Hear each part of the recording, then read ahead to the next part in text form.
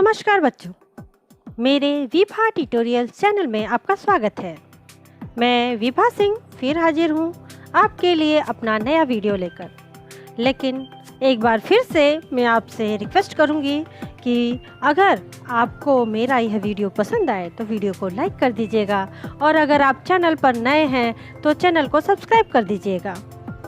तो चलिए, इस बार हम लोग निबंध, पत्र, कहानी, इसकी जगह इस बार हम लोग चैप्टर पढ़ेंगे। हिंदी सुलभ भारती चैप्टर नंबर, गेस करो, महात्मा गांधी जी का फोटो ना, समझ ही गए होंगे कि आज हम लोग चैप्टर नंबर 6 स्वास्थ्य संपदा पढ़ेंगे, जिसके लेखक महात्मा गांधी जी ही हैं।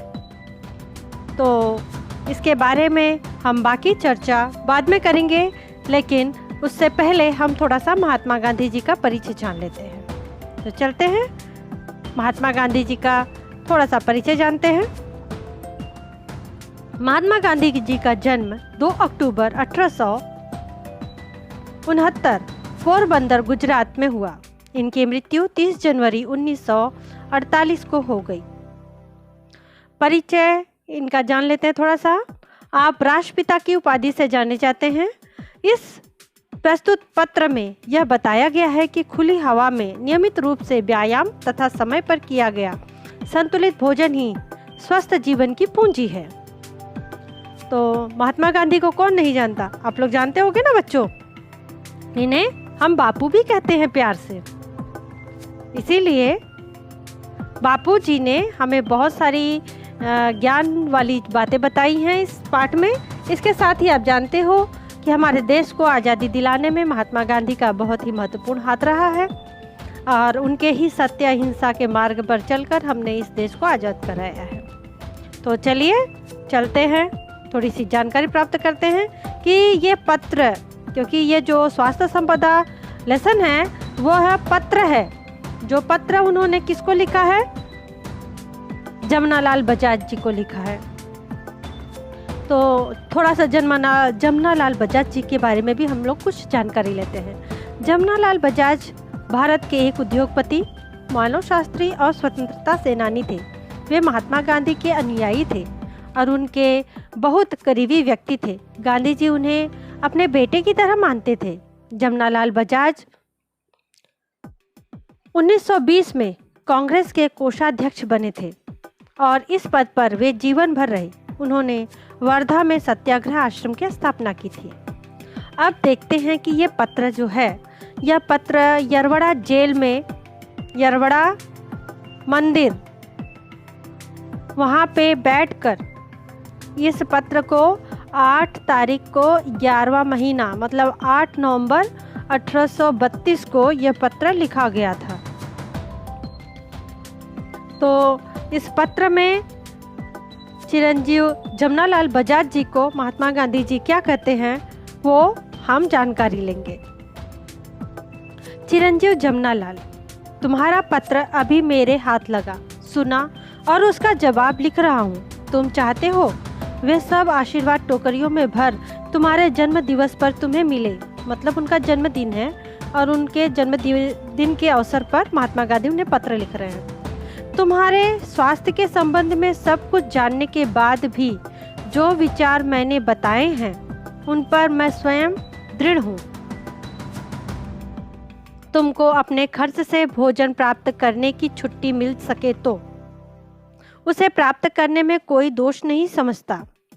शरीर को एक अमानत समझकर यथासंभव उसकी रक्षा करना रक्षक का धर्म है। मौज मजे के लिए गुड़ की एक डली भी ना मांगो, न लो, परंतु औषधि के तौर पर महंगे से महंगे अंगूर भी मिल सके तो प्राप्त करने में कोई बुराई नहीं दिखाई देती। इसलिए ऐसे भोजन को ग्रहण करने में उद्वेग की आवश्यकता नहीं। ऐसी ही स्थिति में दूसरों को भी खाना खिलाया जा सके तो खिलाना चाहिए। मेरी दृष्टि में जितने गेहूं मिलते हैं उतने खाने की जरूरत नहीं। गुड़ को बिल्कुल छोड़ देना उचित मानता हूँ। तुम्हारे शरीर को गुड़ की जरा भी आवश्यकता नहीं। इसके बदले निर्दोष शुद्ध शहद लेना अधिक अच्छा है। परंतु जब तक मीठे फल मिल सकते हैं उनकी जरूरत नहीं। दूध की मात्रा बढ़ाना अच्छा है। जैतून के तेल की जगह मक्खन लेते हो, यह ठीक ही है। मक्खन में जो विटामिन होते हैं वे जैतून के तेल में नहीं होते। साग में हरी सब्जी होनी चाहिए। आलू वगैरह लगभग रोटी का स्थान लेते हैं। इनमें स्टार्च होता है। तुमको स्टार्च की कम से कम ज़रूरत है और जितनी होगी वह सब गेहूं से पूरी हो जाएगी। मक्खन, दूध, काफ़ी है। इसके घटाने बढ़ाने का आधार वजन के ऊपर है। वजन के स्थिर हो जाने तक और हजम होता रहे तब तक मक्खन की अथवा दूध की या दोनों की मात्रा बढ़ाते जाना चाहिए। तरकारियों में लौकी तथा भिन्न भिन्न प्रकार की सब्जियां, फूल गोभी, पत्ता गोभी, बिना बीज के सेम, बैगन, इन सब की गिनती अच्छी हरी सब्जियों में होती है। गेहूं का आटा चोकर मिला हुआ होना चाहिए। यदि गेहूं बिल्कुल साफ करके पीसा गया हो तो उसका कोई भी अंश नहीं फेंकना चाहिए। फल में ताजे अंगूर, मौसम्बी, संतरा, अनार, सेब, अनानास लेने योग्य है। आजकल जो प्रयोग अमेरिका में हो रहे हैं उससे मालूम होता है कि एक ही साथ बहुत सी चीज़ें नहीं मिला देनी चाहिए। फल अकेला ही खाने से उसके गुण बढ़ते हैं। भूखे पेट खाना तो सर्वोत्तम है। अंग्रेजी में कहावत भी है, सुबह का फल सोना और दोपहर का चांदी है। इसलिए पहला खाना अकेले फल का होना चाहिए। क्या तुम सुबह गर्म पानी पीते हो? सुबह गर्म पानी पियो तो हर्ज नहीं। तुमको 24 घंटे खुली हवा में रहने की इजाज़त मिल सकती हो तो लेनी चाहिए। खुली हवा में रोज धीरे धीरे कर सको तो अच्छा है। प्राणायाम। रात की सर्दी से डरने की बिल्कुल ज़रूरत नहीं। मतलब प्राणायाम मतलब एक्सरसाइज करो, योगा करो। अगर वो कर सकते हो तो बहुत अच्छी बात है। अब बच्चों के लिए तो जो खेल कूद होता है ना बाहर, अभी कोरोना काल में तो आप बाहर नहीं खेलते होगे, लेकिन बाहर जो आप दौड़ते भागते हो खेलते हो वही आपके लिए सबसे अच्छा एक्सरसाइज और योगा होता है।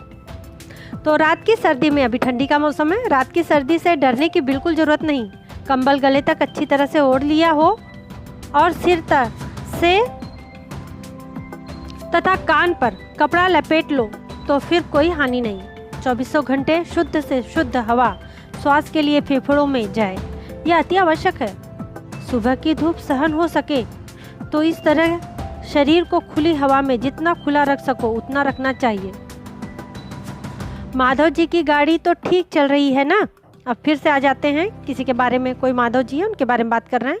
वहाँ जो साथी रहते हो और जो आवे सो हम तीनों का यथा योग्य आशीर्वाद पावे। बापू के आशीर्वाद, और लास्ट में बापू का आशीर्वाद देते हुए इस पत्र को समाप्त करते हैं। तो इसी के साथ मैं भी इस वीडियो को समाप्त करती हूँ। लेकिन धन्यवाद कहने से पहले मैं एक बार फिर से कहूँगी कि अगर आपको मेरा वीडियो पसंद आया हो तो उसे लाइक कर दीजिएगा, और अगर कुछ डाउट है तो कमेंट बॉक्स में लिख दीजिए, मैं आपको ज़रूर आंसर करूँगी। और अगर आप चैनल पर नए हैं तो चैनल को सब्सक्राइब कर दीजिएगा। ठीक है, इसी के साथ मैं विभा सिंह आपसे विदा लेती हूँ। Bye bye.